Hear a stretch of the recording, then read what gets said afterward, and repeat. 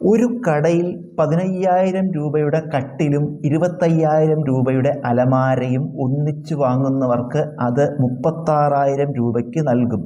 എത്ര ശതമാനം കിഴിവാണ് നൽകുന്നത്? നമ്മൾ കിഴിവിൻ്റെ ശതമാനം കാണണം. കിഴിവ് എന്ന് പറഞ്ഞാൽ ഡിസ്കൗണ്ട് ശതമാനം കാണണം. ഡിസ്കൗണ്ട് ശതമാനം അല്ലെങ്കിൽ കിഴിവിൻ്റെ ശതമാനം കാണാനുള്ള സൂത്രവാക്യം കിഴിവ് ബൈ പരസ്യവില. കിഴിവ് ബൈ പരസ്യവില ഗുണിക്കണം 100. ഇതാണ് ഡിസ്കൗണ്ട് ശതമാനം അല്ലെങ്കിൽ കിഴിവിൻ്റെ ശതമാനം കാണാനുള്ള സൂത്രവാക്യം കിഴിവ് ബൈ പരസ്യവില ഗുണിക്കണം 100. ഇനി നമുക്ക് കിഴിവ് എത്രയെന്ന് നോക്കാം. കിഴിവ് എത്ര രൂപയ്ക്കാണ് കൊടുക്കുന്നത്?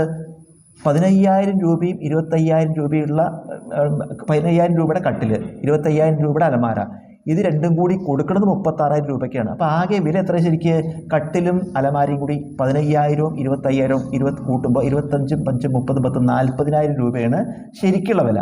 40,000 രൂപ. എന്നാൽ കൊടുക്കണതോ എത്ര രൂപയ്ക്കാണ്? 36,000 രൂപയ്ക്ക് കൊടുക്കുകയാണ്. അപ്പോൾ കിഴിവ് എത്രയാണ്? 40,000 രൂപ വിലയുള്ള സാധനം 36,000 രൂപയ്ക്ക് കൊടുക്കുക പറഞ്ഞാൽ 4,000 ആണ് അവിടെ കിഴിവ്. ഇപ്പം വില കൊടുക്കുക. കിഴിവ് എത്രയാണ്? 4,000 ബൈ പരസ്യവില പറഞ്ഞാൽ അവിടെ ശരിക്കുള്ള വില. അവിടുത്തെ ആ വില എത്രയാണ്? 15,000ഉം 25,000ഉം ആണ് വിലകൾ. അത് കൂട്ടുമ്പോൾ എത്ര വരിക? 40,000 ബൈ 40,000 ഇൻറ്റു 100.